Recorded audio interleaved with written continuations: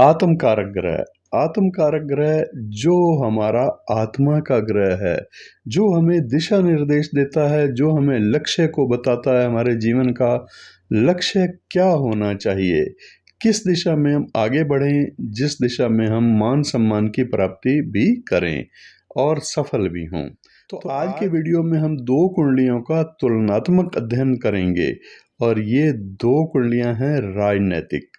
एक है प्रधानमंत्री श्री नरेंद्र मोदी जी की कुंडली और दूसरी है विपक्ष के नेता श्री राहुल गांधी जी की कुंडली। इन दोनों कुंडलियों में आत्म कारक ग्रह क्या कहते हैं, आज का विषय यही है और इन दोनों कुंडलियों का हम करेंगे आज तुलनात्मक अध्ययन। नमस्कार दोस्तों, मैं हूं डॉक्टर आर.बी. धवन और आज का वीडियो में विशेष, जैसे कि मैंने आपको बताया, आत्म कारक ग्रह। आत्म कारक ग्रह ज्योतिष के अनुसार और खास करके जैमिनी ज्योतिष में इसकी चर्चा विशेष मिलती है। जैमिनी ज्योतिष में चर कारक कहे गए हैं और पराशरी में स्थिर कारक की चर्चा आती है।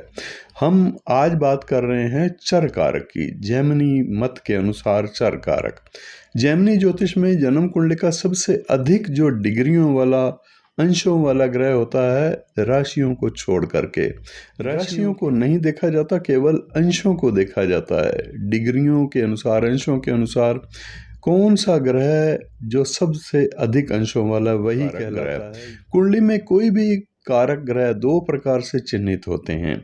इसमें एक होता है चर कारक जो कि जैमिनी मत के अनुसार होता है, दूसरा होता है स्थिर कारक, ये पराशरीय नियम के अनुसार होता है।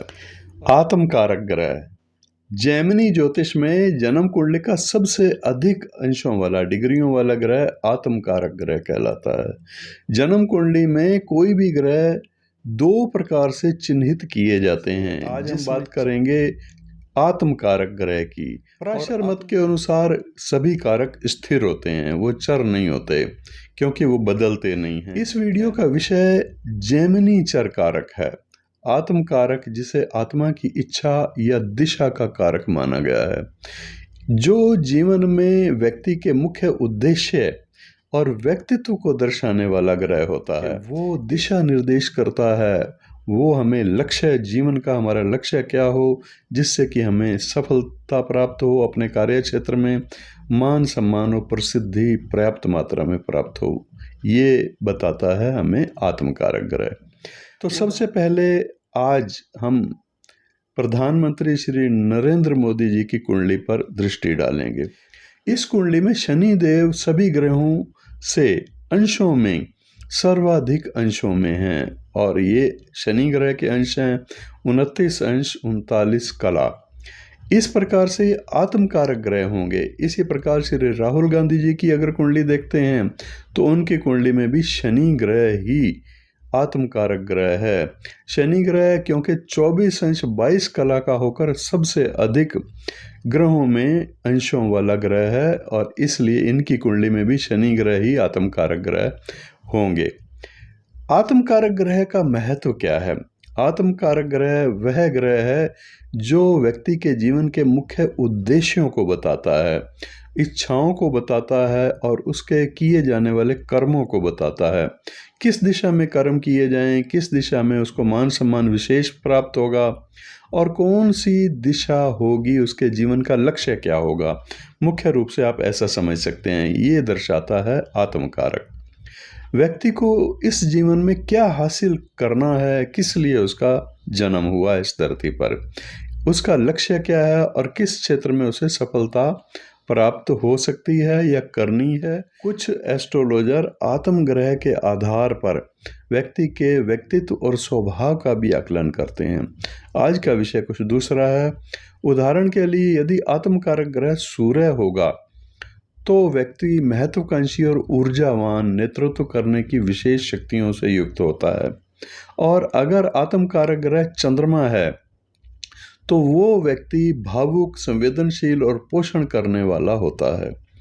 अगर जैसे कि इन दोनों कुंडलियों में प्रधानमंत्री श्री नरेंद्र मोदी जी की कुंडली और राहुल गांधी जी की कुंडली, दोनों में शनि ग्रह ही आत्म कारक ग्रह बनता है और शनि ग्रह अगर किसी का आत्मकार होता है तो वो व्यक्ति मेहनती होता है और अनुशासित भी होता है। अपने जो अनुशासन है यानी एक नियम के अनुसार अनुशासित होता है, गंभीर होता है और निर्णय जो है वो ठोस लेने वाला होता है। परंतु ये होता तब है जब आत्मकारक ग्रह कुंडली में बलवान हो और अच्छी पोजीशन में हो। जितना वो बलवान होगा और जितने वो अच्छी पोजीशन में होगा, नीच राशि में नहीं होगा, उच्च राशि में अगर होगा तो सर्वाधिक बली होगा। जितना वो बलवान होगा उस ग्रह के आत्मकारकताओं में उतनी ही एनर्जी होगी, उतनी ही ऊर्जा होगी और वो ग्रह उतनी ही शक्ति के साथ अपने लक्ष्य की ओर वो मनुष्य को मेहनत का दिशा निर्देश देता है और वो व्यक्ति उसी तरफ ही, उसी लक्ष्य की तरफ ही मेहनत विशेष करके सफलता प्राप्त करता है। आत्मकारक ग्रह ज्योतिष में एक महत्वपूर्ण अवधारणा है जो व्यक्ति के जीवन के मुख्य उद्देश्य को बताता है और व्यक्ति को समझने में, दूसरे व्यक्तियों को समझने में उसकी मदद भी करता है। इतनी विशेषताएं हैं आत्मकारक ग्रह में। आत्मकारक ग्रह व्यक्ति को आध्यात्मिक मार्ग पर भी ले जाता है कभी कभी, लेकिन ये इसकी पोजीशन पर निर्भर करता है और उसे आत्म साक्षात्कार की ओर भी प्रेरित करता है। ये ग्रह व्यक्ति को जीवन में अपने लक्ष्यों को स्पष्ट करने में, देखने में और उन्हें प्राप्त करने में भी मदद करता है। आत्मकारक ग्रह अहंकार को परिष्कृत करने का कार्य करता है और आध्यात्मिक विकास के लिए भी उसकी आत्मा को शुद्ध करने का कार्य करता है, मदद करता है, ऐसे समझ सकते हैं आप। आत्मकारक ग्रह व्यक्ति को भौतिक और आध्यात्मिक दोनों क्षेत्रों में सफलता प्रदान करने में मदद करता है, सफलता प्राप्त करने में मदद करता है। आत्मकारक ग्रह अन्य ग्रहों के प्रभाव को भी, अगर वो अन्य ग्रह अशुभ स्थिति में हों या अशुभ प्रभाव डाल रहे हों और आत्मकारक बलवान हो, तो ऐसे में आत्मकारक ग्रह दूसरे ग्रहों के प्रभाव को भी प्रभावित करने वाला होता है, लाभकारी हो जाता है, जिससे व्यक्ति के जीवन में सकारात्मक और नकारात्मक परिवर्तन भी होते हैं। अगर वो नीच राशि का है या अशुभ स्थिति में है आत्मकारक, तो नकारात्मक परिवर्तन ज़्यादा होते हैं, सकारात्मक कम होते हैं। अगर वो ग्रह आत्मकारक बलवान हो, अच्छी पोजीशन में हो जन्म कुंडली में, तो सकारात्मक परिवर्तन करवाने वाला ये आत्मकारक होता है। निष्कर्ष ये मान सकते हैं आप कि आत्मकारक ग्रह व्यक्ति के जीवन में एक बड़ी ही महत्वपूर्ण भूमिका अदा करता है। उसके कार्य क्षेत्र में उसके उद्देश्य क्या हैं या उसका लक्ष्य क्या है, उसके लिए बहुत ही उपयोगी ये ग्रह माना गया है, जो इसे आध्यात्मिक और भौतिक दोनों क्षेत्रों में सफलता प्रदान करने में मदद करता है। आत्मकारक ग्रह दूसरा सबसे अधिक अंशों वाला जो ग्रह है वो आमात्य कारक कहलाता है। ये दूसरे नंबर पर आता है, यानी सबसे अधिक अंशों वाला जो ग्रह होगा वो आत्मकारक होगा और उसमें ये गुण होते हैं जो मैंने आपको पहले बताए हैं। अब हम बात करते हैं आमात्य कारक, जो कि सेकंड नंबर पर है। ये इस तरह से समझ लीजिए कि उस आत्मकारक के लिए ये परामर्शदाता है, उसकी मदद करने वाला है, या कह सकते हैं कि उसका मंत्री है, ऐसे मान सकते हैं। तो आमात्य कारक ग्रह को भी हम ऐसा मानते हैं कि आत्मकारक ग्रह का वो खास सहयोगी होता है, परामर्शदाता होता है या उसका निकट मंत्री होता है। अब आप दोनों कुंडलियों को देखें। पहले हम देखते हैं राहुल गांधी जी की कुंडली को, और यहाँ देखते हैं तो यहाँ आत्मकारक ग्रह शनि ग्रह है और शनि ग्रह की स्थिति आप देखिए इस कुंडली के अंदर। ये कुंडली शनि ग्रह की स्थिति चौथे हाउस में, कुंडली के चतुर्थ भाव पे, क्योंकि मकर लगन की कुंडली है, यह चतुर्थ भाव में शनि ग्रह नीच राशि के हैं। तो इसका मतलब ये हुआ कि आत्मकारक ग्रह नीच राशि के फोर्थ हाउस में बैठे हैं। इनकी दृष्टि दशम भाव में जरूर है। दशम भाव जो है वो राज्य स्थान होता है, राजनीति का स्थान होता है, और राजनीति के स्थान में बृहस्पति ग्रह की स्थिति है।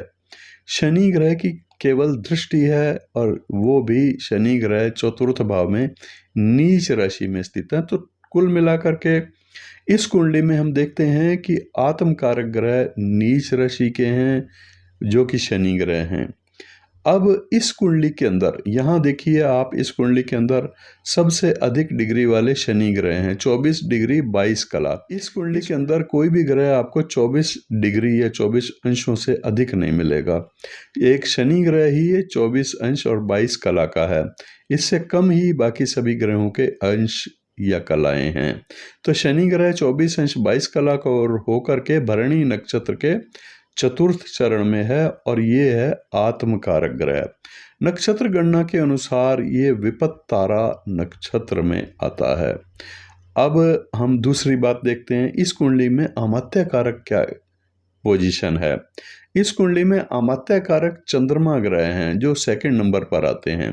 चंद्रमा ग्रह की 22 डिग्रियां हैं, 22 डिग्री 16 कला का, और ये ग्रह ज्येष्ठा नक्षत्र में है। ये अमात्य कारक जन्म तारा में स्थित है। चंद्रमा होता ही सभी कुंडलियों में जन्म तारा के अंदर ही है।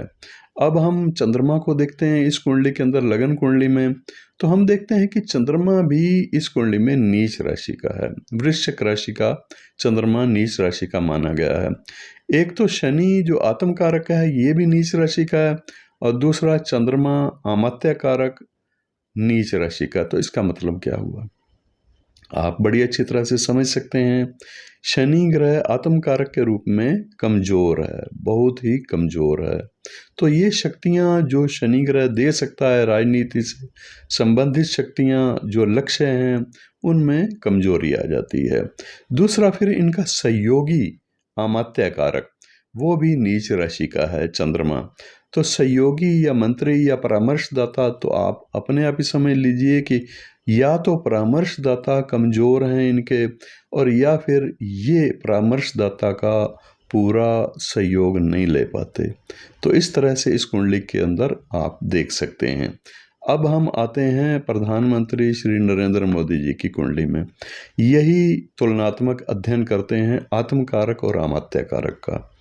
इस कुंडली में देखिए, इस कुंडली के अंदर हम शनि ही है आत्मकारक, और शनि ग्रह के साथ कौन ग्रह हैं, शुक्र ग्रह हैं। तो इसका मतलब ये शनि ग्रह इस कुंडली के अंदर सूर्य की राशि में है। सूर्य ग्रह जो कि राजनीति का ग्रह है, और शनि ग्रह की स्थिति कहाँ है, राजनीति वाले स्थान में है। आत्मकारक की स्थिति कहाँ है, राजनीति वाले स्थान में है। ये राज्य स्थान माना गया है, दशम भाव। दशम भाव में शनि ग्रह की स्थिति भी है, शुक्र ग्रह की स्थिति भी है। और राहुल गांधी जी की कुंडली में दशम भाव में बृहस्पति की स्थिति थी, चतुर्थ भाव में नीच राशि के शनि ग्रह की स्थिति थी। यहाँ शनि ग्रह दशम भाव में आ गए इन कुंडली में डायरेक्ट, जो कि कर्म क्षेत्र है, और चतुर्थ भाव में गुरु की स्थिति आ गई। तो यहाँ भी गुरु और शनि का एक दूसरे पर दृष्टि योग है, वहाँ भी शनि और गुरु का एक दूसरे पर दृष्टि योग जरूर था, परंतु शनि की पोजीशन अलग थी, यहाँ पर शनि की पोजीशन अलग है। आत्मकारक के रूप में सूर्य की राशि में, और ये राज्य स्थान में स्थित हैं।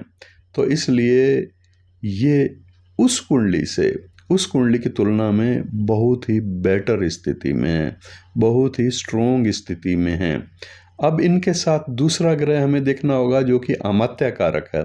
ये इनका सहयोगी या इनका परामर्शदाता या इनका मददगार कौन है, इनका विशेष मददगार आपको पता ही है, आप समझ सकते हैं।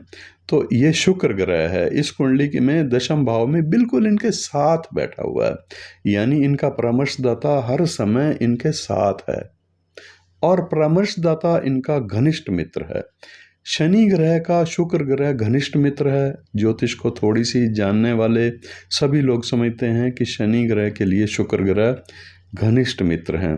तो ये दोनों, चाहे परामर्शदाता हो, वो उसका प्रतिनिधित्व शुक्र ग्रह कर रहा है, और शुक्र ग्रह अमात्य कारक है इस कुंडली में, दूसरे नंबर पर सबसे अधिक डिग्रियों वाला। तो शनि ग्रह पहले नंबर पर उत्तम डिग्रियों वाला, सबसे अधिक डिग्रियों वाला, जो कि आत्म कारक ग्रह है और अमात्य कारक ग्रह शुक्र से पूर्ण सहयोग ले रहा है, पूर्ण सहयोग प्राप्त हो रहा है इनको अमात्य कारक शुक्र ग्रह का। तो इस कुंडली के अंदर पोजीशन जो आप देखते हैं वो इस तरह से बनती है।